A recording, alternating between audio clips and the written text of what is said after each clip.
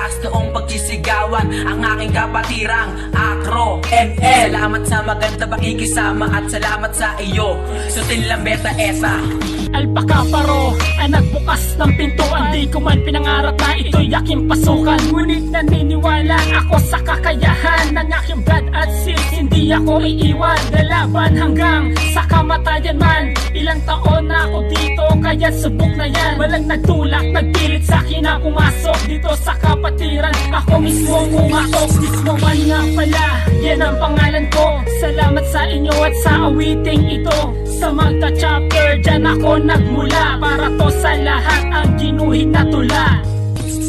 Minsan di ko malaman na aking gagawin, sapagkat ng utak ko tila nabaling sa mga walang kwenta na bagay na parabang nangalay. At minsan nga'y nasusuway ko na ang aking nanay, pero okay lang, simula na mapabilang sa kapatiran.